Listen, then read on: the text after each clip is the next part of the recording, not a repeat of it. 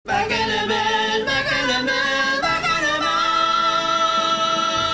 Hello everyone, welcome back to Baka naman, also known as the 18th birthday of Ariana Sigyon Reyna. Yeah. Oh my God, I am now in my updated Glinda fantasy because my Glinda in the musical was kind of like Glinda on crack. Okay, but this time This time it's like, this is Glinda, yeah. it's giving Ariana Grande Glinda version, and oh my God, of course, ang headline natin sa episode na to is Fina-fucking-ly, you are back on top, Mix Chanel. Bottom saglit, Glinda na malupet, bounce back ulit. I mean, I was this close to ending our friendship because I am the kind of friend that Oy. will only be with you during convenient times. And Oh kung my nag-bottom God. ka pa ulit, feeling ko, I was like, I don't know her anymore. Magtatago na rin ako kung nangyari yon. Feeling ko kung nangyari yon, kahit hindi ako nag-lip sync, Mama Pao, alis na po ako. Charot. But we're just so happy you're back on top. And thank you naman so much for this look. Emote ka doon ng kaunti. Yan, tingnan nyo naman. 'Di ba? Pretty in pink, which means Yeah. ang binoto niya nung election ay si Sara Bongbong Duterte. Marcos. Charot. But okay, let us get into this episode. A lot to unpack because it was really quite the musical. Also great runways. Pero dito muna tayo sa edit part because we have a special guest coming on later. So we start the episode. Jay Quinn sashays away. Yes. And you know, what do you remember from this moment? I think in this moment, parang after she walked out of the main stage, yun na yung parang, well, nag-iyakan kami sa Untucked, that wasn't seen. And then we had our moment on the main stage right before she left.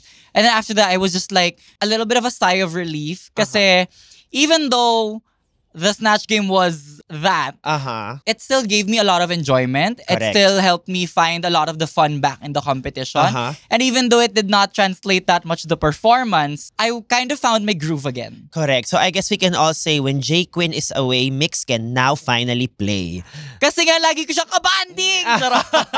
And then it's a new day in the workroom, and you know, Zimba wants a redemption. You want a redemption. Angel is riding high because of Snatch Game. And I think this is the point of the competition wherein you all know you just crossed the halfway mark. Yes. So everybody is shifting into third gear, fourth gear. Yes. I was shifting into like 7th gear at that point. Charot. Parang lahat ng strategies ko, as the calculating queen that I am, all of my strategies so far have been like not always working. So I was just trying everything out. And speaking of, you know, we finally got yung Rumel, and then I have been zooming in sa mukha mo nung pinakikinggan mo yung Rumel, and oh my God, the The theater moment. gay in you was wanting to explode, was already probably experiencing non-sexual orgasm. Because like kating-kati ka na because oh my God, it's the musical. As in, actually, nung sinabi nga na parang mini challenge, parang pwedeng wag na. Pwedeng maxi na agad. Charot. And then, I think by then, everybody knew na it was gonna be the musical Yes. because there were a lot of, you know, musical theater references Yes. in the Rumel. But before that, we get into a mini challenge, an acting challenge that pays homage to the iconic viral moment of OG Diaz with the popular line, Hayop ka, may araw ka rin, mabubulok ka sa impyerno. na ang favorite kong translation ni John Fideliaga ay, You're a pet. First of all, I think this was so fun. I personally think yung ginawa mo mukha kang tanga. And that I was the love it. point. That was the right? point. I was honestly so close to pulling a Kiana. Kasi basta si Kiana sobrang talagang intense serious niya. I was so close to doing that. I was starting to shift into like my theater major gear. And then nakita ko yung ginagawa ng mga ibas. Parang ako, go patangahan pala. Let's go, let's do this. Gusto ko yung parang nag-back roll ka na. And Parang nag-woo, tapos nag-back roll. oh my God, this was so fun because I'm sure when you filmed this, kaka-viral lang nung moment na to. So it was pretty recent. A lot of really entertaining performances. Yung kay Angel, Angel bias, Angel apologist here. As you Not should. ashamed to say that. Honestly, I don't blame you. Nung tinutulang na ni Mama Pao si Angel or inihilang, tawan-tawa lang ako nung kasi parang, it was just so funny. Si Angel parang aping-aping bata, and I thought that was entertaining. Zimba. For me, Zimba got it talaga. Yes. Like, I mean, Zimba was doing the same antics for the previous mini challenges naman. But I think this one, it really stuck with this mini challenge na girl, kung overacting, as in, to the point na wala na talaga siyang sense of sinasabi.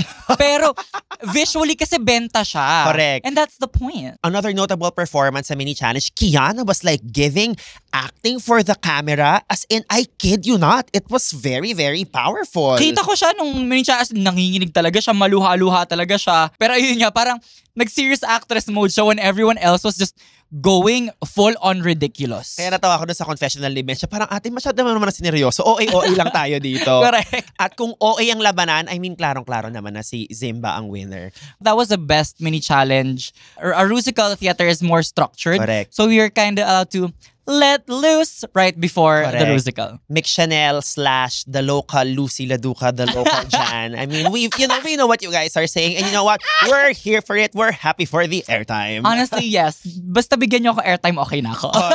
Correct. And then yun nga, because Zimba won the mini challenge, of course, ang advantage or ang reward ni Zimba is that Zimba gets to pick for your Rusical this year entitled Aawikid Kita. So yun nga, sa mga hindi nakagets ng reference, ang Aawikid Kita is a pun on Naawitan Kita. And of course, it is parodying Wicked na kanyang, of course, I'm Elpha ba? Charot! Of course, I'm portraying the role I portrayed in the Rusical. I'm Glinda today. But the material itself, it's kind of like a mix of Wicked and a little bit of Heathers and Mean Girls. Yes, I did clock the Heathers and the Mean Girls there. Shout out to EJ Yatko. Naka-theater org namin nung college na nagsulat ng Rusical again. The moment I heard the music, I was like, sure ako si EJ to. Because I've been a big fan of EJ's work. I remember watching Toilet, the musical, way back in like 2013, 2014. And I was so obsessed with that musical. It's an original by Blue Rep. And EJ was the one that wrote that also. Alam ko yung signature sound ni EJ. And the moment I heard it, I was like, oh my God. Kinilig ako as a fan of EJ's work. Kinilig ako na nandito ako sa Drag Race, nandito ako sa Rusical, at ang pinaperform ko ay trabaho ni EJ Yatko. Ako naman, fellow understudy ko si EJ noong 2011 sa Hair, and medyo talagang boy genius talaga siya. Girl. EJ also composed the music for yung Rice Cooker number ni Eva, yung sinulat namin ni Eva. So, I just love it that EJ is this super fan of Drag Race and now like sobrang part siya ng universe. So just props to that because it must really be commended. And you can tell with the writing that it's a super fan that wrote it.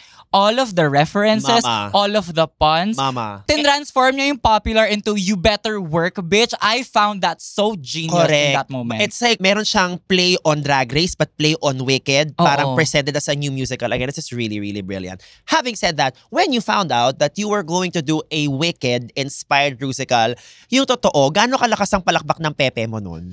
Supersonic na siya na aso na lang nakakarinig. Charot.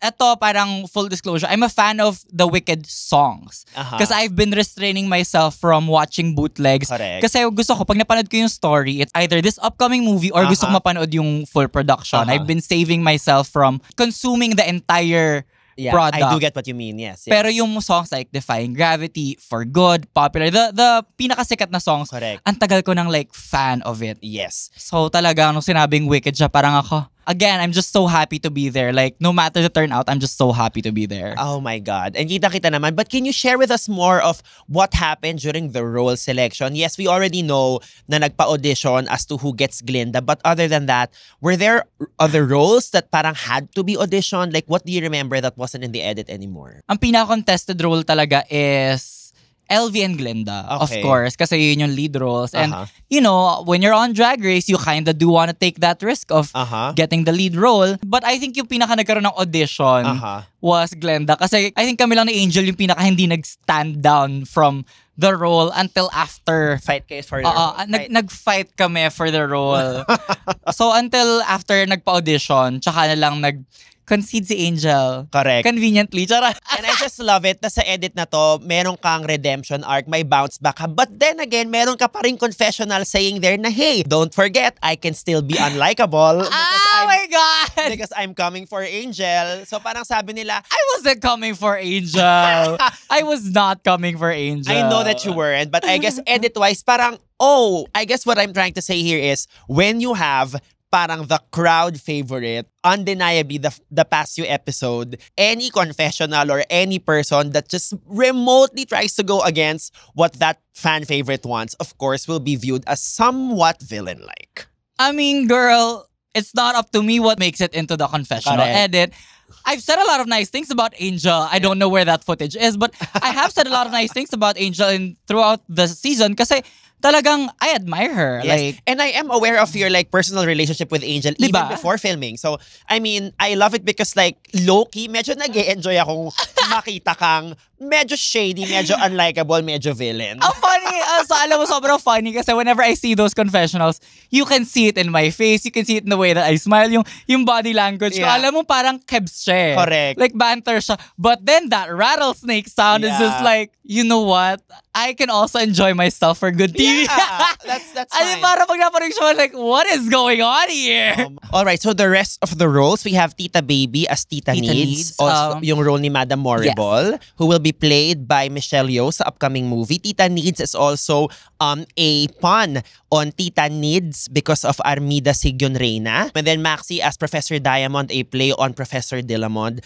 Bench as Captivating Katkat as Mayor Joy. Which is a play on The Wizard. Correct, the Wizard. And then Kiana as Naomi. We have John as Cindy Offord. Angel as Christy Aguilera. Siguro long-lost daughter ni Freddie Aguilera. The names are based off of 90s supermodels. Yes. And the characters are based off of the Heathers / the Mean Girls. Correct. But So- I think it was more Heathers inspired, if anything. Correct. So, yun ang ating casting. And then, I guess, did you have a walkthrough during the Rusical? I assume dapat meron. We did. I think it was maybe just Mama Power, maybe with Kaladkaran. I don't remember specifically. But what I do remember from that walkthrough is, syempre kinabahan na naman ako for my life. Correct. As someone who has been anxiety-ridden for the majority of the competition at this point. I was talking about parang, why did you choose Glenda? Sabi ko parang, I resonate a lot with her character na parang, she's very kind-hearted, but because she's over-eager, Correct. it's a little easy to misinterpret her. And then, I was clocked. As in, sabi sa akin ni Mama Pao, so hindi na siya challenge for you kasi sobrang related ka sa characters. Parang ako, okay, no, I have to like build a specific character. Correct. My Glenda was kind of cracked out because I wanted to make it as not mixtional as I could. Okay. Yes. And I mean, of course, I'm gonna be biased here, but personally, you did so well in the Rusical. It might just be my favorite Rusical performance of all time sa Philippines. Just comparing seasons 2 and 3, i-exclude ko ang season 1 because it was more of like a compilation of characters and songs and there wasn't like a clear parang narrative arc for the actors to follow. But what you provided, I think, was so good. You gave power and strength dun sa first half because technically, ikaw nga yung technically parang leader ng Mean Girls. And then, the way we saw parang yung you surrender to the power that the character of Zimba was starting to have was so beautiful. Vulnerability, softness, tenderness. It was just, I mean, you have a freaking theater major, so dapat lang talaga magaling ka Yeah, dyan. girl. Sabi ko, in that moment, sabi ko talaga, okay, let me treat this as my thesis production. When we got the material, dissect talaga siya na, okay, parang ano yung character beats ko dito off-screen? Or like, kasi we get basically like one scene per person lang. Yes. Parang dissect ko, okay, ano yung character beat ko in this ensemble scene? Ano yung character beat ko in this scene that I might not be there? Parang hinanap ko talaga yung story and trajectory ng character development na even if it's not written in the material for me, Correct. kailangan nandun siya eh. Correct. That is your job as an actor. And I think some of my favorite moments of you there, because again, this is about you. This is our show, guys. By now, you should know that this is really mostly about mix. Either reading me to filth or Just being giving nice. you like bigger flowers than you deserve.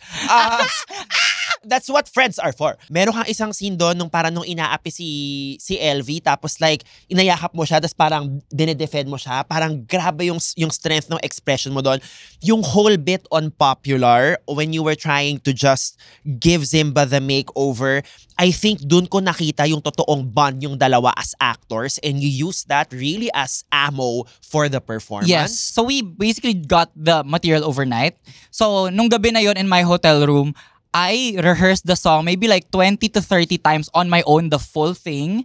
And trying to figure out parang sa Popular. Kasi even though I rehearsed it on my own with the choreographer, teacher Cecil, I knew it was a duo scene. So I was plotting out in my head parang, ano yung pwede naming business? And then when I got to rehearse with Zimba the next day, sabi ko, parang kinonsult ko siya, okay, what do you want? What are you comfortable with? I really tried to develop the chemistry of LV and Glenda. And with that time with Zimba, I also really felt like we had a deeper connection as Yeah. sisters. And yung sa finale scene, yung mga yak-yak ako, that was a real moment. That was, Yeah. that I I felt that. felt so proud watching her flying up I felt there. that. And that was gonna be like my next favorite scene when you saw Zimba fly and then transition to For Good. The way you were just in awe of LV, but also you were trying to gear up na for the upcoming scene wherein it was going to be a tender goodbye, a sweet goodbye, a bitter goodbye. I was just like, as my friend, I didn't like her as much yung 3 weeks siya sa bottom, but this time, I really, really do love her. It felt like such a homecoming to theater. Kasi after college, after I graduated from, my theater major, I wasn't able to really do a lot of scripted theater na. And it felt like a homecoming. And, well, right now my priority is my drag career. But if I am presented with the opportunity to act again in drag, that would be like the best thing to come out of this situation. Because that Rusical, it felt like home. Yeah, that was your night. I think we're going to end this segment on that note because We will be getting into the review with our very, very special guest, a little-known drag queen correct. called... Baby queen pa ata siya. Oo. So baka kaunti lang nakakilala sa kanya. But we have Marina Summers!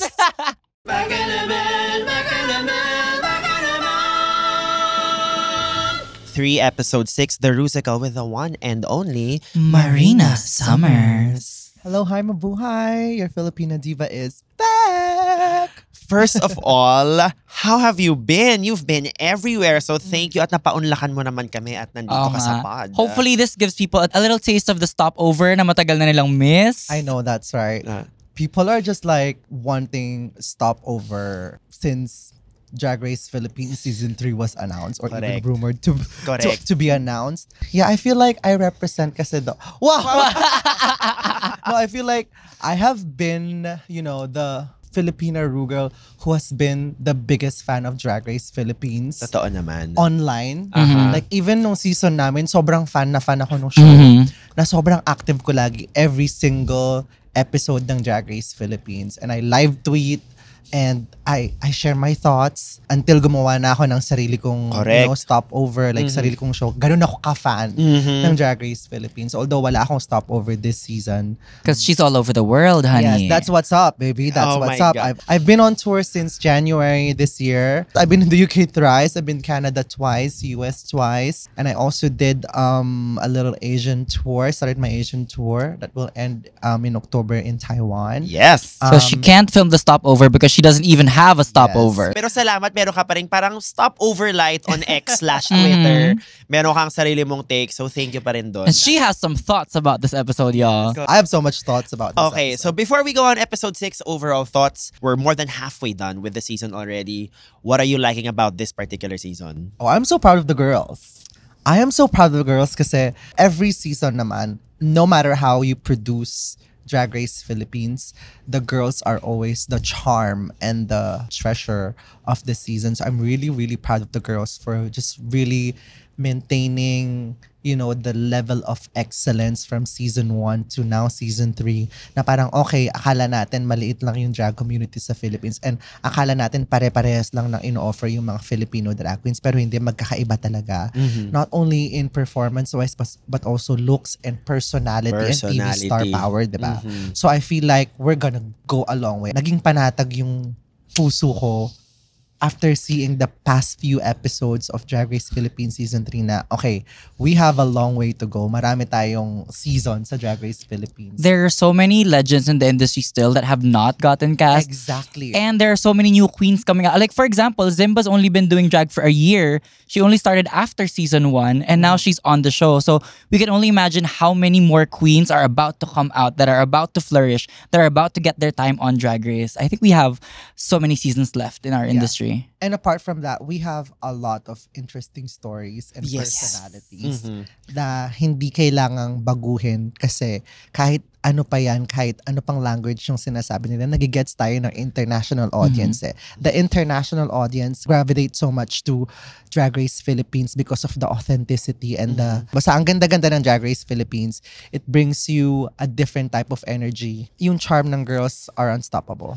Well, Marina has spoken, and that's Mother, y'all. Mhm. And how about this Rusical? Okay, we'll get into the individual performances later, but what do you think about the Rusical this season? I love musicals, you know. Yes. I think si Baos yung nag-introduce sa akin sa love ko for musicals. And I watched my first musical in New York with Baos. Since then, I've just been watching musicals. Yes. If I can, if I have the time. And she's about to be part of one soon. Yes, Yes. very that. I am just in awe with how every season gumaganda ng gumaganda yung the way we produce drag musicals sa Drag Race Philippines, yung musicals natin. I think the girls really did a good job in portraying each character. And the girls are just like really in it to win it. And everyone was on their spot. Everyone was doing what they're supposed to do. So yeah, the girls really did well. But also for me, I wish the way they wrote the Rusical was more of like a Filipino reference. Kasi the references that were present there were like back rolls. I feel very attacked right Correct. now and everything. I mean, I get it. And also the song that were used were RuPaul songs, diba? Yes. Yes. So on top of that, yung reference ng Rusical is international again. Uh-huh. So I just wish there were more Filipino references sa Rusical because yung the only moment na parang, wow, ang ganda ng Rusical for me na parang, wow, ang ganda. I like where this is going. And it was just a tiny moment. It was the moment na nagtagalog yung tatlong girls na bullies. Sabi ko, oh my God, ang ganda. Ang ganda. Overall, I see why people are saying that this is a really, really great Rusical kasi production-wise, ang ganda and the girls really did well. But for me, the writing and like even yung distinction ng boses, yung audio quality as well nung mismong Rusical, and also the storytelling and establishing each character's characterization through music Correct. and dialogues could have been better. Yeah. That's why I feel like season 2 Rusical is still for me the best written Rusical kasi Tagalog siya, klaro yung mga characters. But then again, the girls were really good. So if you put them on the season 2 Rusical, I Ooh. think that would have been the best Rusical. Or if you put season 1 girls into that Rusical, that would have been great. Not saying na hindi magaling yung season 2 girls ha, but like, alam mo yon? Gets ba? Yeah. Oo, parang mas locally oriented Exactly, yung pagkakasulat ng season 2 Rusical. Yes, even the language and dialogue, diba? This is something we discussed kanina parang during parang our initial briefing. A big part of the Rusical relied on the audience already knowing Wicked, Yun lang, the yes. universe. I guess for some people who may not be familiar with Wicked, hindi sila familiar sa magiging transformation ng bawat character, ano yung Yeah. magiging main conflict. And also before the Rusical, when the girls were doing the table talks, I feel like ako kasi I watched it as a viewer na walang idea about Wicked. Hindi ko inisip na okay, this is solely based on Wicked. Paano siya panonoorin ng someone na walang alam sa Wizard of Oz? And the girls started giving out the characters na parang okay, I will be LV kasi siya yung because it's a risk. Why is it a risk? Why is Glenda a risk? Diba? Bakit nila pinag-aagawan si Glenda? Lead role siya na si LV, lead role siya na And even the supporting characters, I didn't get. Got it. I had to rewatch it and watch the transcript of the Rusical to fully understand na, okay, eto pala yun. Eto pala yung story. Hindi nasama sa edit yung discussion ng character descriptions. Yeah. Correct. Yeah. And I think because standard naman sa Drag Race, merong character descriptions, diba, when you Yes. receive the script. Of course, ako I fully understood it because I've known the material for quite a long time. But Marina does bring a very valid point. And, if we're trying to bring in new audiences, I think that would really have helped the overall storytelling of the edit. Especially parang since Wicked as the show has been quite hard to access for Filipinos. Exactly. My last thought would be, I just have to ask you, were the wardrobe, is the wardrobe provided by production or that was solely your choice to wear those garments? would Yeah, say the garments. wardrobe was provided by production and we were allowed to alter it, do whatever we Yes. want with it as long as it's included in the given time to prepare for the Rusical. Alam mo naman, meron tayong time limits every time to Yes. prepare. So kung ano man yung oras namin for the makeup, if you wanted to do anything to the outfits, kasama yun doon. Yeah.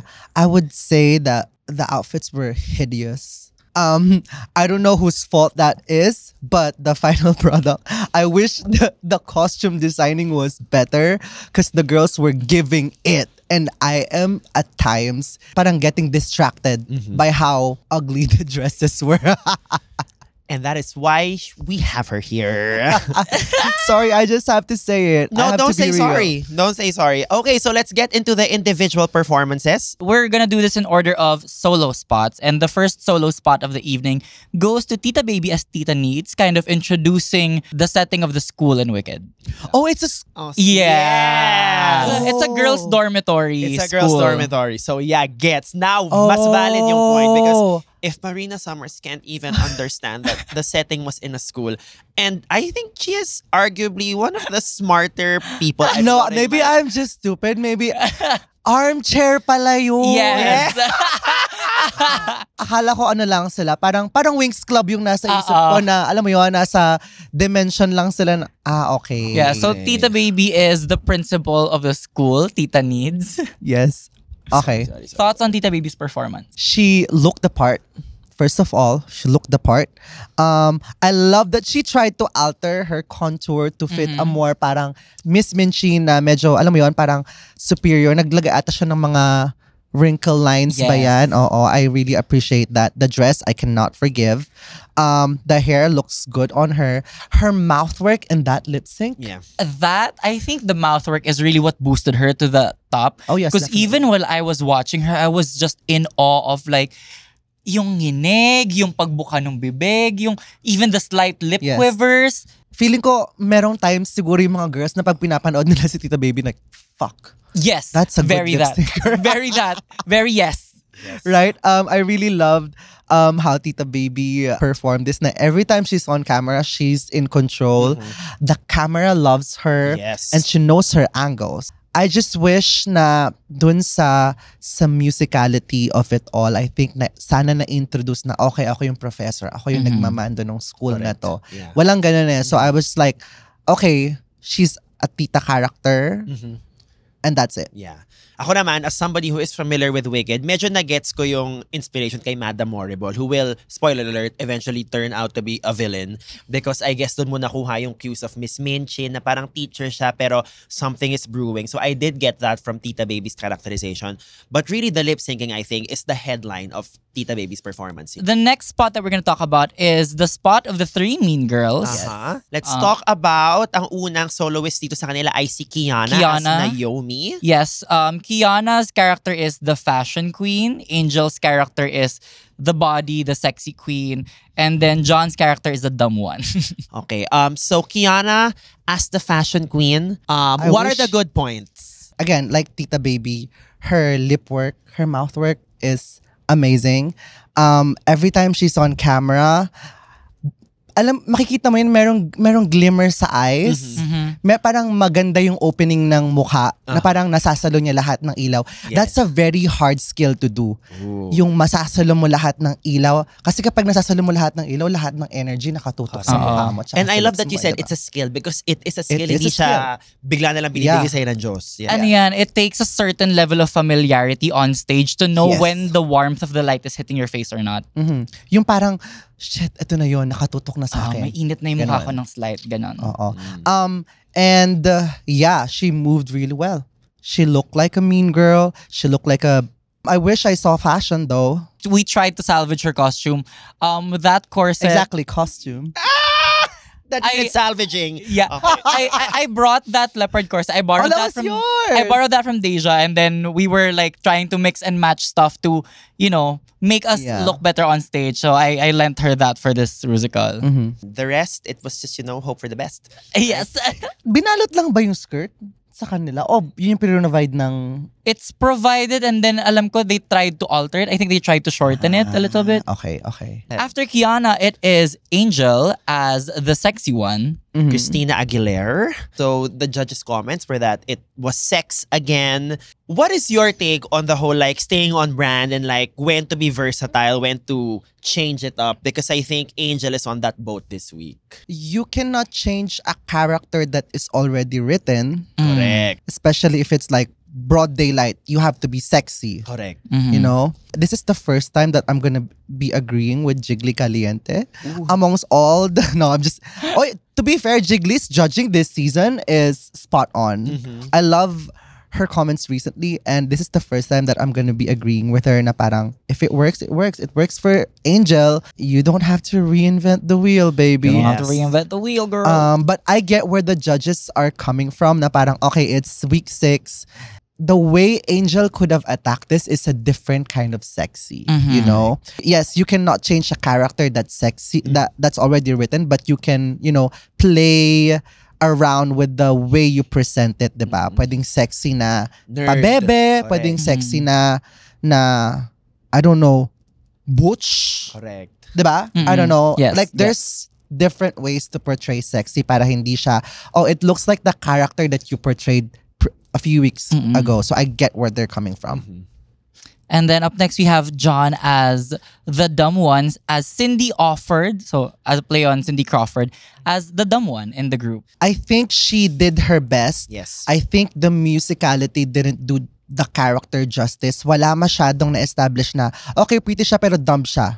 Like, walang stupid words na sinabi, walang, alam mo yon, walang nakakatawang punchline yung musical, yung lyrics niya. So, that's all she can rely to. Correct. So, I think the music didn't give her justice, but then again, she took the role. Correct. They listened to it before choosing the role. So, It is what it it is what it is. She knew also that the role was underwritten, yes. really compared to the other roles. This kind of role, you have to have a more distinct physicality compared to the other two. Exactly. I was gonna say, when I think of a dumb blonde bitch, there was an acting challenge in All Stars, All Winners, where Trinity the Talk played it. And she did a really great job. Na Okay. parang, alam mo yung bimbo na, oh my God, I'm here. Diba? I wish she wore blonde. As a blonde bitch, I don't know. Yeah, it is what it is. It is what it is. And as an ensemble, I think medyo I've seen this before. Yeah. There's nothing new. Exactly yung sabi mo na pare-parehas silang lahat ng galaw. Alam mo yun? I wish bilang underwritten yung character ni John, sana medyo bobo-bobo din siya dun sa mga steps. I don't know. Sana walay-walay din siya. Kasi yun yung character niya, di ba? Para hindi ka masabihan ng hindi niya masyadong binigay sa choreography kasi yun yung hinahanap na what she thinks hinahanap ng character. Kaya siya nabaril na, kinakain ka nung dalawa. Correct. Di ba? Kasi you're underperforming it. Pero if you, bad example, siguro parang minali-mali mo or parang alam mo yun, you played the role as it is. I feel like hindi siguro siya mababarel na mas magaling sumayaw sa'yo yung dalawa. Gets. Parang hindi mo pwedeng i-argue na nilamon ka kasi you were doing like something really, really distinct from the other two. Character-wise, you're not just being judged on the parts where you have the lines. You're being judged as a character through the whole thing. And I think she just did not deliver the character through the rest of the scenes. Parang yung ginawa ni Precious sa pageant namin, na may shoot Yes. ka. Very that, Yeah. diba? All throughout. Yeah, something ganon. We have Maxi as Miss Diamond. Parang the teacher that can relate to LV, basically, is what the role Si is. Weird Barbie. Correct. Very That's a weird that. Barbie, yeah. Yun yung naisip ko agad na character. Kasi wala akong reference sa Correct. Wizard of Oz. At saka sa Wicked. Sorry guys. My gay card can be revoked right now. What I really loved about Maxi is parang you can compare here na maybe yung airtime ni Maxi and ni Tita Baby were parang the same na parang moderately written roles. Pero dito mo nakikita yung parang years of experience ni Maxi on stage. The physicality. Because there was so much strength that came out so effortlessly. And you can really see that kasi walang fingers si Maxi. And fingers play a really, really vital point in performing. Yes. Alam mo yun, yung tindig, Yung pilantek. yung pilantek. Alam mo yun? Fingers play a really, really important role in my life. In the Rusical. Okay. Maxi is my favorite in the Rusical. I'm sorry, sis. You Okay did lang. really well. Okay But lang, okay Maxi is my favorite in the Rusical. I feel like every time she's on stage, I get it na, okay, ano siya, half tao, half kabayo. Oo. Even the hair choice, even the makeup, and even yung, alam mo yun, minsan may vibrato yung lips niya. Kasi parang, okay, ang galing. Nakuha niya talaga yung essence nung character and even yung comedic timing nung character niya was there. I really, really enjoyed Maxi in this one. I feel like it was a really strong performance. Yeah. Actually, ako din, I didn't get to watch a lot of Maxi during when we were filming it kasi I was either off stage, I had to get ready for another She scene. was the star of the show, baby. Basta hindi ko siya napapanood, hindi ko napapanood yung scene si Maxi. And watching it now on camera, I'm very, very impressed with the physicality. As in talagang, pinanindigan niya yung kabayo siya. Correct. Like, it was the truth of the character. It wasn't a comedic punchline, yung physicality. Yeah, It was, that's true. what the character is. Yes, and you really see the level of familiarity ni Maxi sa physicality ng Yes. isang character. Kasi the moment na bumaba siya, nag-iba yung energy ng character niya. Nung tumayo siya, nag-iba yung energy. 'Di ba? So parang, and kapag kasama niya yung big group, nag-iiba din yung energy ng character niya. So, ang galing lang. Yun nga, I think at full display here yung instincts ni Maxi as an actor. Kasi hindi niya binibigay yung diva performer Yes. showgirl, 'di ba? Na parang I'm sure very familiar na siya doon. Like ito, like kabayo siya and Yes. like she was able to like breathe so much life into it. And hindi one note yung performance. Correct. So after Maxi, we have Popstar Bench as Mayor Joy, which is like the counterpart of the Wizard in Wicked. Okay, I thought Bench was like very, very funny and medyo Bench for me has this unfair advantage of dahil ang lakas ng stage presence niya. Parang tipong she will really immediately punch a performance into like a very, very memorable one. I think sa Untucked or maybe sa judges' critiques din, binigyan naman siya ng proper recognition for what she did. I thought it was actually okay. I think in terms of the material, she had the strongest material in terms of like audience reaction because she had the most punchlines, I think. I just have to ask, why did she come in a wig up? I think para kailangan i-reveal na si Mayor Joy ang wizard so kinailangan ng costume change. So tama ba yung pagkakaintindi ko? And parang in the script, it was like makikita siya na pangit muna siya and then meron siyang magic power that she transforms na nagiging maganda siya para yun yung ipepresent na, okay, this is a solution to LV's problem. I think, if I remember correctly, parang ganun siya. Got it. Okay, sa dami ng reveal ni Popstar Bench tonight, eto sana yung moment na nag-reveal siya ng something else. 'Di ba? Na parang pwede sigurong naka-black cloak siya and then shaggy hair, tatanggalin niya. Or like, sprinkle confetti, tas saka siya umikot, tanggalin yung, alam mo yun? And lahat yon may control siya kasi pwede mong baguhin eh. Like, hindi naman siya by the book. Kung ano lang yung tinuro ni Teacher Jorcel. Cecil. Cecil. Teacher Jorcel. Ni Teacher Cecil. Sa kanya, ayun lang yung gagawin niya. So, I feel like, hindi lang na-establish yun. Kaya medyo confusing yung first part for me. But, the moment that she put that hat on, it was fun to watch. You mentioned na parang you don't have to take everything literally sa Rusical. You shared the story before sa Rusical nyo in terms of how you just made like lemonades dun sa instructions sa'yo ng Sarah. But like, do share with us dun sa mga first-time listeners. Yeah. So, out of all the characters sa Rusical namin back then, yung akin yung pinaka-bland. Like, sayaw lang, go. And nung nag-rehearse kami, ang sabi lang sa akin ni Tito Douglas, o kaya mo na yan ah. That's it. And then, nagtinuro lang sa akin yung few steps sa choreo, nung chorus, and I also helped with that one. After nung rehearsal, I really felt good kasi na-hit ko naman yung mark. Sabi ni Tito Douglas, ang galing mo sumayaw, nakuha mo lahat. But I know that's not gonna be enough. Much like sila Angel, sila ano mo yun na parang okay, alam na nila na magaling ako sumayaw. And yun din yung nasa utak ko na parang okay, the worst thing I can get from this is for the judges to say na oh, sumayaw ka na naman, yun lang ginawa mo. And wala namang sinabi sa script na bawal akong magdagdag or magbawas, 'di ba? So, ang ginawa ko, medyo kinumidig ko pa yung first few parts nung yung malaki at masarap. Parang nilagyan ko siya ng ganong konti. Parang repressed, parang ginawa ko ng ibang meaning yung tong-tong-tong takitong-kitong.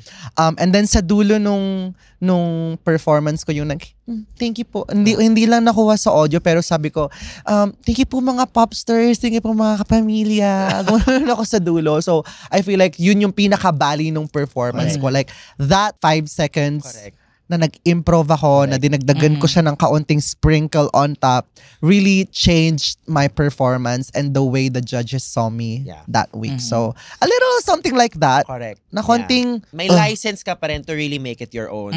You don't always have to like stick to kung ano yung binibigay ng choreographer. Yes. Okay, up next, let's move on to Mick Chanel as Glenda. Yes. So, meron kang solo, but then you were also present in like Every three more- time, like every Yes. time. 90% of the musical. Ayun, I had a lot of fun in this one. Yeah. And it was a challenge for me to find the character arc without the script. Kasi I had like, I was part of like 2 other ensemble scenes and I had like 1 line each. So I'm like, where's the character arc? Yun yung hinanap ko. And I had to translate that with physicality alone. For me, talagang kitang-kita na Mix is the lead role in that musical. Like, parang doon ko naintindihan, okay, bakit nga ba siya pinag-aagawan? Okay, kasi ito siya. And she was cute every single time. She hit all the marks. Na-feel mo yung essence talaga ng character. So, I really, really commend you to that. And knowing na you learned all of this choreography, lyrics, lines, blockings, and you have to zhuzh up your ugly provided costume pa, that must have been a lot of work. So, props to you and props to all the girls as well. Pero most importantly to you and Zimba din kasi you took on the biggest roles.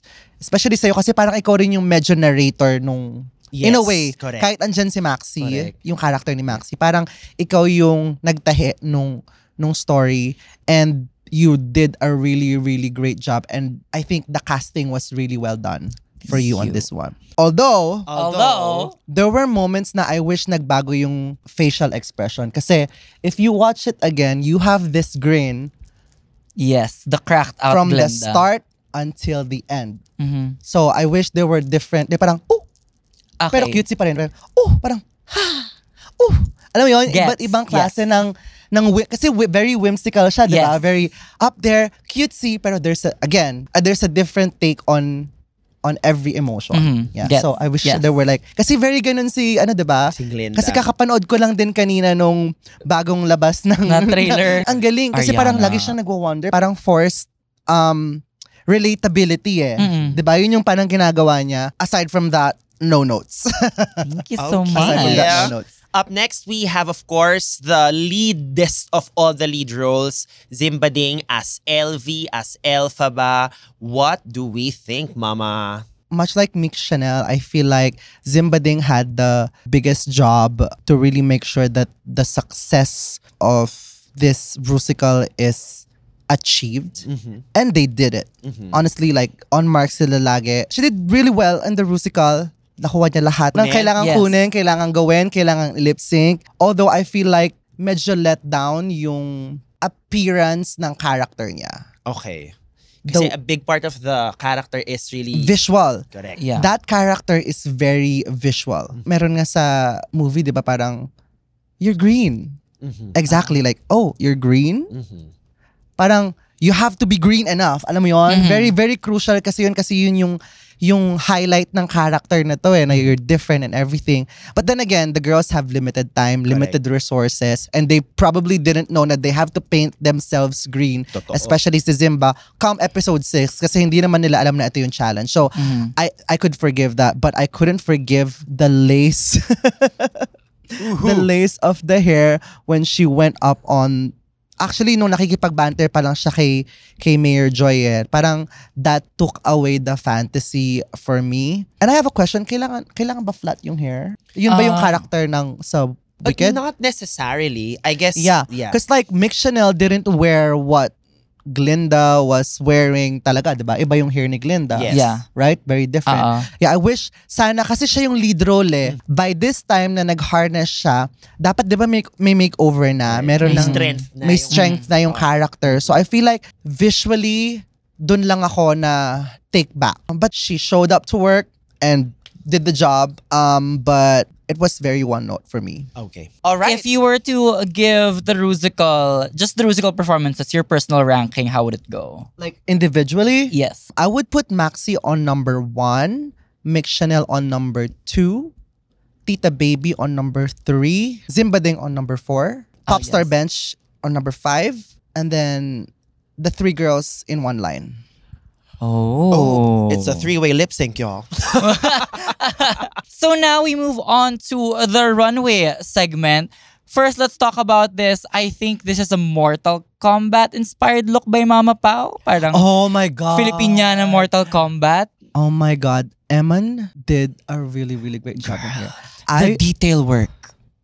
I would say this is my second favorite look of Mama Pao of all time. Anong first? Yung first is the black terno with the body contour na gold. Yes. Could have been a different hair, Mm-hmm. but that look was very strong, very okay. Host tong pinapanood ko.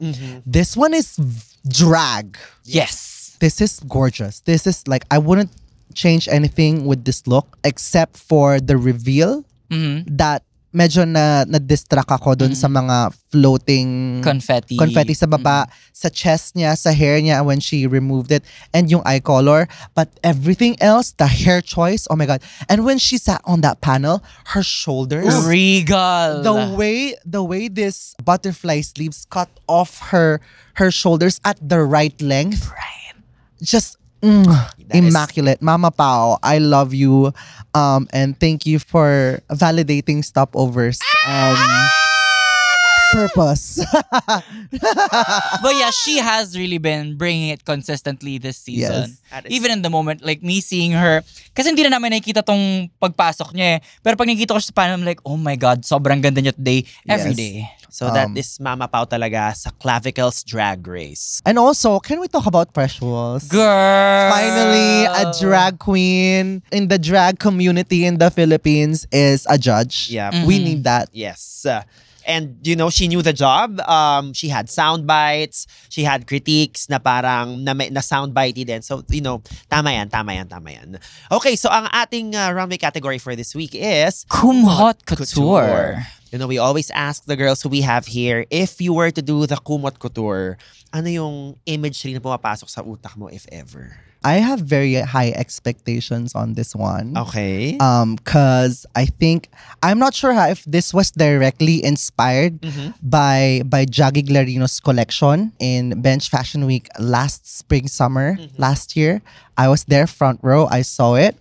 I was with Vice Ganda, Tim Yap in the front, and I saw that in person. Gumamit siya ng same fabric, but it's so fashion. I really, really, really loved it. If I were to do this Kumhot category, Couture. siguro medyo Valentino na Richard Queen na I would wear a different fabric to make sure that the fabric pops. Like for example, mag all latex black ako na innerwear and then parang naka-layer yung mga Yes. fabric. Okay, I'm seeing it. Yung parang ginawa ko sa floral runway ko sa Pink Pack Boom na one tone color Yes. to make the floral pop because that's how you work with the floral fabric. Correct. There has to be a solid color para ma-distinguish yung business ng floral print and the patterns.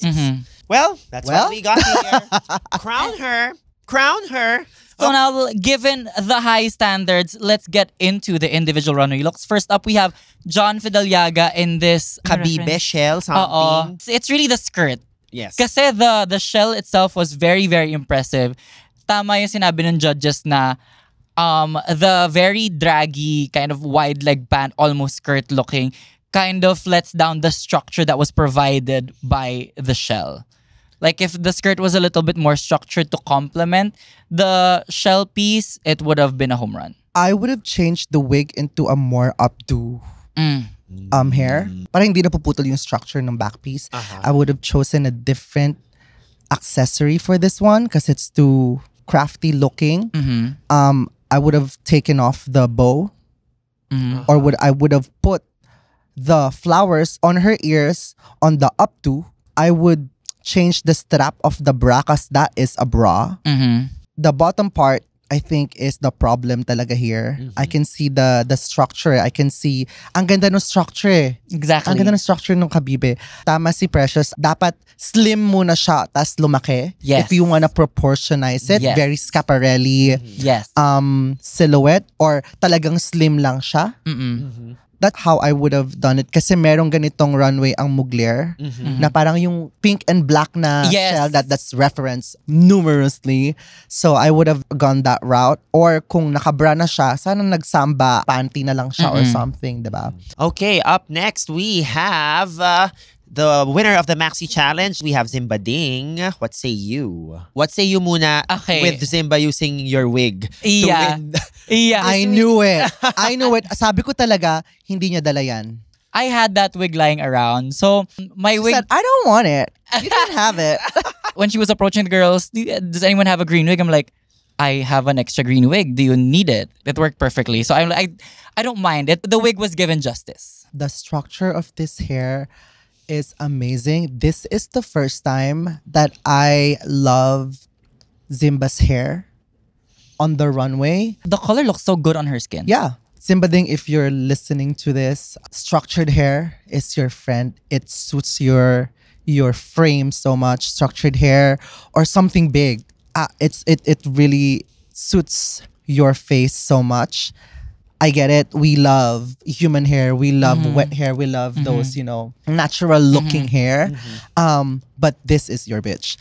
For this look, this is my favorite on the runway. Actually, it's very clean, very straightforward. I have a few issues lang with the outer piece. The panuelo. The panuelo is, I feel like, yung proportion niya sa shoulder is hindi nagmamatch sa proportion ng the rest of the outfit. I wish, kasi pag panuelo, dapat di ba malaki dito sa may shoulder. Yung kanya, it cuts off her shoulders. Yes. Pero ang laki ng braso, di ba? Yes. So, kailangan, I feel like kailangan mas malaki yung panuelo na yan. If I'm gonna do this runway, hindi ko na i-reveal. Kasi mukha siyang red carpet look. As it is, yung naka-show lang siya, naka-cape lang siya. Yeah. I don't think the reveal was necessary. When she removed it, it was gorgeous. Okay. I love the lining on that inner dress. It makes the floral pops out. So yeah, I really love this look. This is my favorite on the runway. Yeah. Very clean. Up next, we have Kiana giving us camp. May arenola. Meron din Oo. siyang like larger-than-life comb sa wig. She's in like this kimono silhouette which reveals into the Colombo mermaid dress na may ihi detail pa. I love the playfulness of it, but I am not a fashion girl, so let us go to the fashion girl. I love that this presentation brings so much familiarity. I love it when a girl goes on the runway and the audience immediately saying, "Oh, I know that girl. I've seen that girl somewhere in my lifetime. Narinig ko na yung kwento na yan or kinuwento na sa akin yan ng kinanununuan ko." The moment she brought out that arenola, I immediately knew this girl. Na, alam ko siya. Kasi syempre sa probinsya ako lumaki. Arenola days. Hello. Kilala ko tong girl na to. I love the campiness of it. There was so much going on with the presentation. Yes. If ito yung look, okay na ako sa kanya. Didn't need the reveal. The reveal was, it was okay. It was camp. There was a story, but it was too busy. The Yeah. innerwear was too busy. I love the pun, but if she kept the pun on the same dress, that would have worked also. Diba? Parang pwedeng dala-dala niya yung arenola sa gitna, tapos biglang i-reveal niya na, "Oh, sorry, naihi ako." Tapos andun yung yellow. Para it's not too busy. But then again, that's her thing. I love the Colombo reference as well. Again, it makes the floral print pop. I love it. I love the two garments separately. I love the Yes. dress by itself and I love the kimono by itself. The presentation na nireveal niya pero hindi rin niya tinanggal fully. Well, dun siya medyo parang it looked a little lopsided for me, but if it was just the kimono or if it was just the mermaid gown, I loved it. Oh my God. Up Okay. next, we have Maxi, which got a big reaction during the viewing parties. Marina, what do you think of this one? I love this. I enjoyed this so much. I love the extravagance of the skirt and the contrasting structure of the bustier. I love it. I love that she put something on her hair too. Sobrang na-proportionize. Ang dami kong babaguhin sa mga looks. Okay, this is Marina's If Drag there's Race. something I would have changed here, I would have removed the necklace and wear parang bodysuit na pag-gloves of the same fabric of her tights. I get where you're get going, it. Oh, yes. yeah, I see Because that. the skin is out of place. Pwede siya right? mag-drag race, Oo. no? Pwede. So yon, kung same fabric nung nasa stockings niya, meron siyang bodysuit na white pag-gloves, mesh. Oo. white mesh, It would have been really it edgy. would have been really fucking fashion. Yeah, fashion. Yeah. And I would have put a gloss. Up next, we have Mick Chanel. Drag, mama, drag! First of all, I love this, like the biggest silhouette you've had so far. Yes. I think, you've shared that you really, really, really love this look. When I was, so this is made by Tell Sir us Jan. more about this. Okay, again. Okay, so this was made by Sir Jan Garcia. And my vision for this is sabi ko, Sir Jan, gusto ko mukha akong batang nalulunod sa kumot, but drag, but fashion. And then I talked about parang referencing Vivienne Westwood Fall 1994. The Yes, parang I see it. the bustle, the more playful but kind of rebellious silhouette then. And then of course, Sir Jan being Sir Jan and being always about the extravaganza, gumamit siyang parang almost 24 of the pink kumots here. Tapos meron pa yung parang overlay ng kulambo na kulay pink. And then he grounded it in the structure of the bodice. So the bodice is still tight. And then there's a lot of like the beadwork to complement the floral pattern. And then just a little bit of the inner skirt na green just to have a little pop of color but still complementing the overall color palette that we have here. But yeah, the vision of this was batang naglalaro sa kumot. Ang fantasy niya is Disney princess siya. You know, as queer kids. But like the elevated, fully realized version, parang eto yung itsura ng bata sa loob ng isip niya. Oh. Yes, I mean, kita ko yung bigat portion, but also maybe because you've Okay. lost a lot of weight. Tama ba? I don't know. Yes. So for me, when they mentioned the skirt, it wasn't the skirt I was struggling with. It was the bodice. Because that bodice Yeah. was measured to my exact measurements before I went in the show. And the height of the corset is just like the slightest millimeter above my nipple. And at that point, ang laki na nung pinayat ko. So talagang onting galaw ko lalabas na yung utong ko. And that's what I was conscious about Got it. during the presentation. It wasn't the weight of the skirt. It was trying to hold my corset up. Got it. I love the extravagance of this, as in runway worthy talaga siya. When I saw it na lumabas, and when I saw a clip of it online, I was like, whoa, she popped off on this. I love this hair color on you, by the way. I think this is your new hair color. I know. We're about to get there. We're about to get Miss there. Ginger. And again, if I were to change something about the look, ayun nga, na-mention mo na nalalaglag siya. Yeah, that's exactly what I would have changed. I feel like masyadong straight yung cut nung bustier. I wish it was cinched para lang merong konting ganon sa grandness nung upper body and lower body. Also, I feel like the structure of Yung likod, medyo na parang ano siya eh, na-squish na siya in squish and medyo parang bumabagsak. I feel like you're going for like a Schiaparelli cape moment here na parang sana structured siya ng bonggang-bongga. But then again, the way to fit, diba? And the way the hair was accessorized, I feel like you could have removed The the veil. Siguro other way around. Okay. There were two different patterns contradicting on your face. So yes. yeah. But overall, I love it. This is one of my personal favorites. Mukha Like, naman. Mukha naman enjoy mo. The fractals was a really good moment to show a different side of me. Nung fitting pa lang, umiiyak na ako wearing this because I just felt like the most glamorous I've ever been. Cinderella moment. Yes. Also, I was gonna say, I wish the inner skirt was a solid pink and you wore a glass slipper. Cinderella, diba? We will edit that soon. No, I love it. I love it. This is like grand. This is like, if it was edited correctly, it's grand finale worthy. Ooh, yeah. Up next, we have Angel, who has been critiqued as repetitive na daw. But I don't think it was sexy. I think she served whimsy. I think it was confident, but I never really got sex from it. I think Mama Pao did mention na parang she was getting sex from this look. But Marina, what do you think? I don't understand the look. There are 3 different silhouettes working to make one silhouette work. The back piece is parang fan. The bustier is parang very Rafa Worldwide na Yung parang splash. parang water. splash of water, and then there's a layered drape skirt. So I think those are three different elements that don't work together. The hair color choice, merong certain shots na nilalamon yung head niya Yeah. against the back piece kasi white yung back piece niya, and also the way that the kumot is patterned, sana pare-parehas sila ng direksyon para hindi masyadong magulo tignan kasi yung back piece pababa, yung etong bustier merong pababa, merong pagilid, and then the skirt iba-iba rin yung pattern, so parang medyo what is happening? I don't know where to look. That is how I would describe it. I don't know where to look. I would have worn a different shoes for this one. If the color palette and the patterning of the kumot is more cohesive, and then the front piece would have been a bit smaller just to like para mas mag-pop out yung likod, I feel like it would have been more successful as it is. Yeah. Yun lang, parang gets ko kasi blue yung back piece, blue and orange yung harap, tapos parang orange and pink yung baba. Doon din ako nagdi-disconnect sa colors eh. Up next, we have Tita Baby. Who for me, Oh this my was- God, I this love was this. good.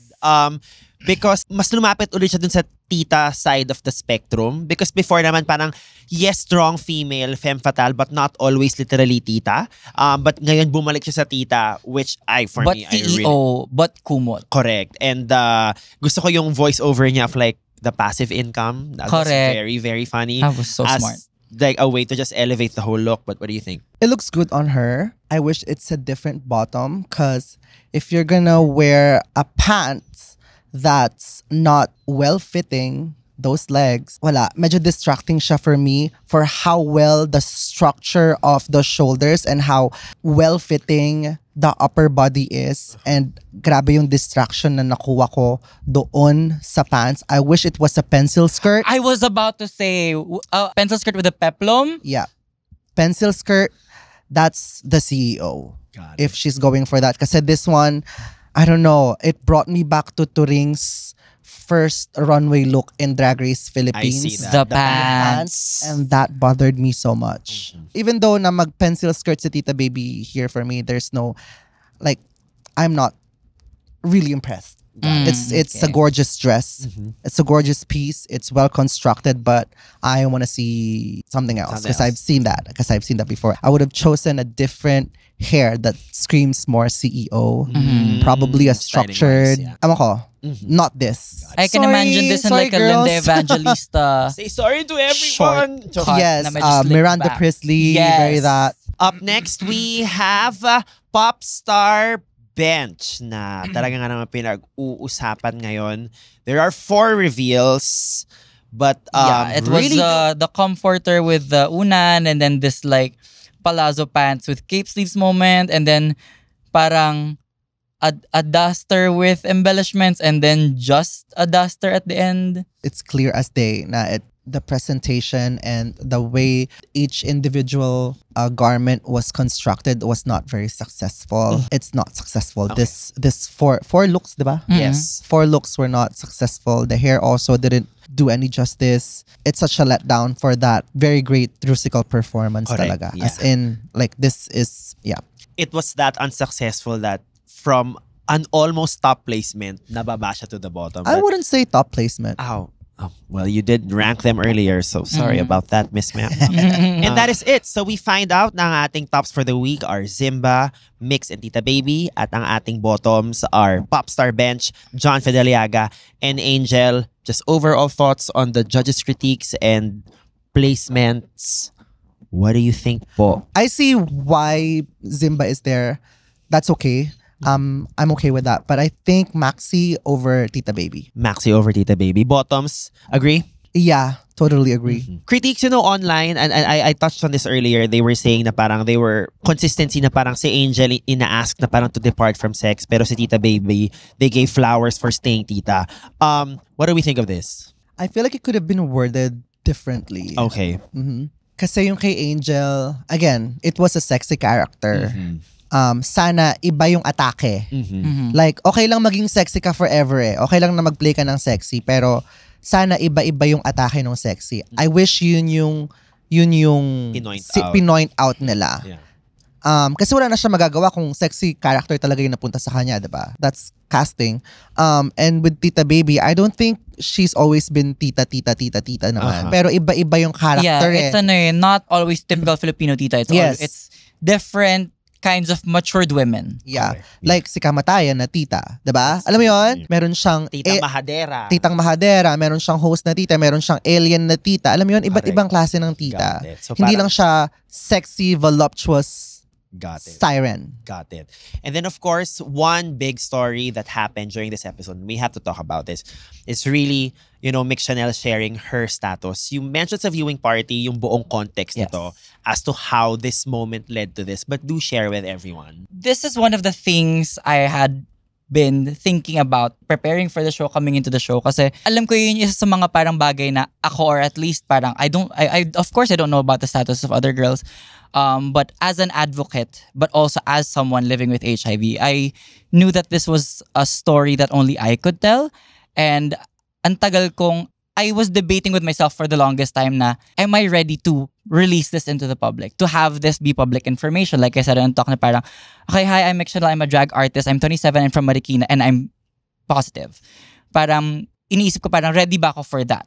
But at the same time, it's like, I have this opportunity on the world stage to talk about an underrepresented community in a positive light. HIV is always the scary story, it's always the sob story, it's always a tragedy. Ang dami na natin ganung material eh.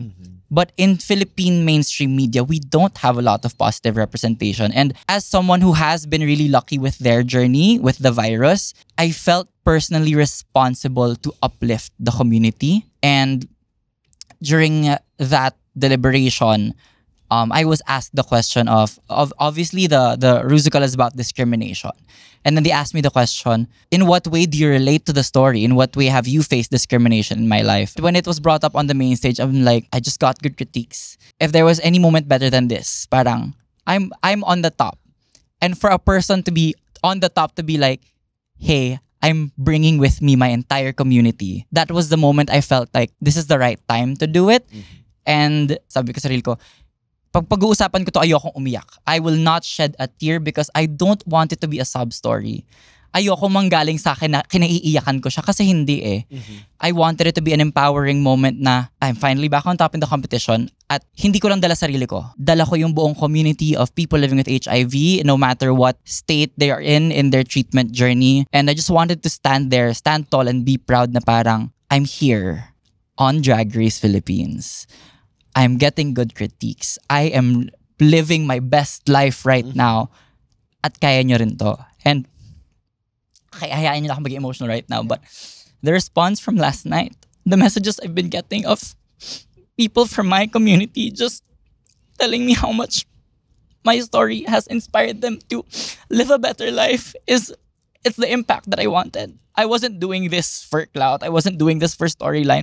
I was doing this kasi I knew what it means for my community because I did not have anyone to look up to during my journey. I did not have a lot of positive representation. So parang, ako at least kasi ako informed. So hindi ako natakot. Pero inisip ko parang, paano yung mga taong natatakot pa? Like, who do they have to look up to? And I'm just so glad that they took such good care of my story. And now, a lot of people have been messaging me saying, they're inspired by me. Meron nga mga tao nagsasabing they have relatives, they have friends that have gone on because of the virus and they're telling me na parang feeling ko kung nakita ka nila beforehand, mas kakayanin nila lumaban. And it's stories like that really touch my heart in this moment and validate me na parang tama yung decision ko. Kasi parang marami na akong tao napapalakas. And not just that, I'm bringing awareness. Parang a lot of people say na hindi namin alam. Hindi halata sa'yo. And that's the point. You never know. It's not something you can clock. It's just a circumstance of the world. It exists. Some people have it. Some people are on different journeys. But it's not something na parang, itong taong tumukha itong may... No, it's not that. And I just wanted to show what someone living with the virus can look like. I just wanted to be an inspiration for my community in that moment. And can I just say na, regardless of what your placement is on that episode, top or bottom, you would have made the same impact. Because that's how powerful the way you told your story, the way you conveyed that message, regardless of what your placement is. I feel like you're still gonna make the same impact and inspire a lot of people, regardless. So, yeah. So, yun po ang point na pagiging calculating. Kasi alam ni Mix yung next step. Pag na-contract niya yung virus, di get the medicine, go to undetectable. So, that really is the power of information. So, we're gonna put link sa description ng aming episode for today. Nandyan ang Love Yourself. Nandyan Red Whistle. Red Nandyan ang Whistle. hash. Ang daming available. Sale. So, get tested. Find your status. Because again, U equals U. Undetectable is equivalent to untransmittable. Untransmittable. That means, if you are undetectable, you cannot spread the disease anymore. So again, it's access to medicines that we really need to work on, and more importantly, it is the stigma that we need. Yes. Yes. Don't be afraid of getting tested because it's in the result where you know your next step. If you're negative, stay negative. Take the medicine that you need to stay negative. If you're positive, at least alam mo na, and at least magagamit mo siya na mas maaga before pa magkaroon ng any complications, any symptoms. There's really just the power in knowing. Let's give a warm clap to Mix Chanel, everyone in the studio. We love you, Mix. We love Thank you. Okay, so we find out na ang winner ng Maxi Challenge this week ay si Zimbading. Palakpakan din natin. Yes, Congratulations. Finally, may congratulations. rubadge na ang House of Ding. Correct. Isa pa yun sa big headline last night when the episode aired. And then we find out na ang magli-lip sync ay si John and si Bench to Dadalhin by Regine Velasquez. Thoughts on this lip sync? Because the internet is still ablaze with the outcome of this particular lip sync. I didn't know what happened on set with how they saw or how they performed it live in front of the judges. But what I saw on camera was clear as day. I think everyone can really say na John did really give justice to this song. I mean, Popstar Bench is one of my favorite performers in OBAR. Like, whenever nag-OBAR ako, kapag siya na yung nakasalang, drop everything. Just like, I love Bench so much. And I understand why she had to do all of these things. Kasi it was lip sync for your life. Survival mode na siya. Not that I've experienced it before, but like, Well, just to remind everyone about your track record. but like, you know, ano na siya eh, parang kailangan kong ilabas lahat, kailangan kong magpagilas, you know. But I think if you give this song to Bench in OBAR, Oh, yes. she would have Yes. given the same amount of performance. But for this specific performance alone, I think John Fedeliaga showed how great of a performer she is. Yes. It takes so much control on top of being lip syncing Yes. for your life to be grounded, to be in control of the song and the message and emotion of the song. And she did really well. The way she opens her hands on this lip sync is just like, okay, open yung emotions ko ngayon. Oh. Okay? And the way she hits those dun dun Correct. da da hit, that for me, musicality number one yun. Kapag ka na-hit mo yung beat na narinig ko, it means you're listening not only to the lyrics but to the music. She was in the music. I loved John's interpretation of this song.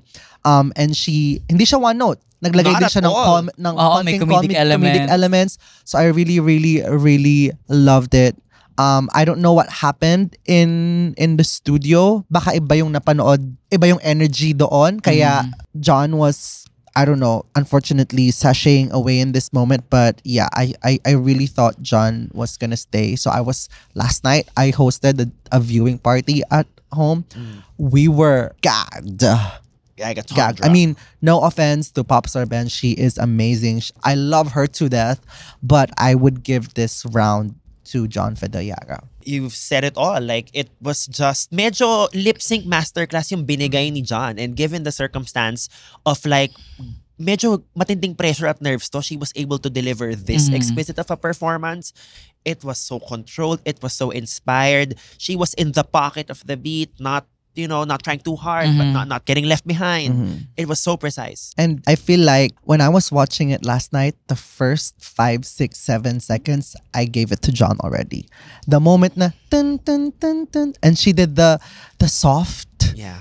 dun, dun, dun, dun, I was like, yes. And then Bench went to the contemporary dance route. I was like, I knew what's gonna happen on this one. And the moment she opened her mouth, I was like, whoa, it looks like sa bunganga niya nang gagaling yung boses. And that is a mark of a really great lip syncer. Yes. Alam natin yung results. John sachets away. I guess I want to ask Mix. This was kind of a shock elimination in the sense that, she was on top She 3 was weeks. high for 3 weeks and then suddenly she's gone. Yeah. Kita naman sa likod talagang umiyak na kami nung natanggal siya kasi she's very easy to be with. You met John Sobrang when nasa US ka, gaan right? ng Yeah. sobrang gaan ng loob naming lahat sa kanya. And ako parang nung lumipat na ako ng pwesto kasi parang naiwan ako dun sa dulo after the elimination of Versex and JK. Oh my God, may curse ba ako? Parang na-move ako dun sa section nila, nakakachikahan ko sila, and nag-develop kami ng stronger relationship just as she was about to sachet. It was nakakauga siya. But at that point din kasi parang ang stiff na ng competition. That's true. Yeah, and kung ako yung nandun, I would have appreciated if they send home the strong competitors. Correct. I'm like, whoo, another one. Thank you. Yeah.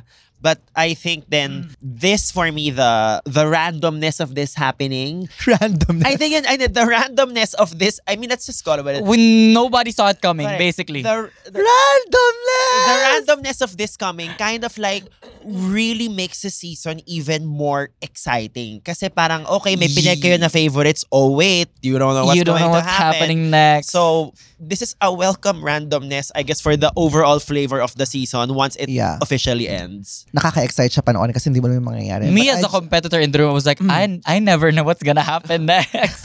I just hope it was justified enough. That's it. So we say goodbye to John, and then Popstar Bench lives to slay another day. And then buhay pa si Mix. Of course, palakpakan din natin. Buhay ka pa! Buhay Malakas ka pa siya! We find, Hello, not the nurse buhay ka missing pa na siya. reference Sarap. during the HIV story. Charing. Oh my God, guys, let's keep it positive. Yeah. It came from me, so it's okay. So we find out that next week is the makeover challenge. And guys, nakita niyo po sa preview, hindi po ako. Sadly. Sadly, hindi po ako. But Sayang we are going naman. to find out next week what is going to happen. Marina Summers, meron kang wicked Glinda-related thing Yes. happening to share with our constituents. Yeah, coincidentally, I will also be doing a Wicked Wizard of Oz themed tour. In January until March in the UK, I will be back to do the adult panto Yes. tour for Wizard of Oz, and I will be playing Glinda. So you can pass the crown on me now. Take it. Yes, because I know about popular. Ganon. I And love then who it. will be your alphaba?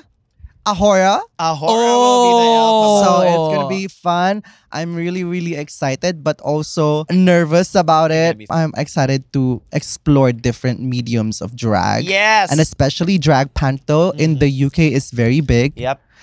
So it's like my binyag. Correct. And yeah, I'm really, really excited. Tickets are now on sale at Adult Panto. You can just search that on Instagram and they will have all the information for you. Yes. And that is it. Thank you so much, Marina Summers, Thank for you stopping so much, by. everybody. Thank you for this quick stopover. Yes. Yes. So I am Baus Rufo and Mick Chanel here. Maraming salamat. Don't forget to rate and review us on Apple Podcast and Spotify. Follow us on Instagram at Becca Pod, and that's it. Yeah, Wait, that's can it I for just this say episode. congratulations for being on top of the Spotify charts, Wow, baby. Thank you so much. Baby, the Yeah. girls are topping the charts. Yes. At least topping for once. And that is why we'll never have her again. Thank you so much, guys. We'll see you again. Bye. You didn't get the sex reference? We did. I got it. Okay, okay. Pero hindi kasi kami top, so Exactly. That's why we'll never have her again. Not me explaining the joke. We're including this here because B-rolls. okay, Because- bye. Bye.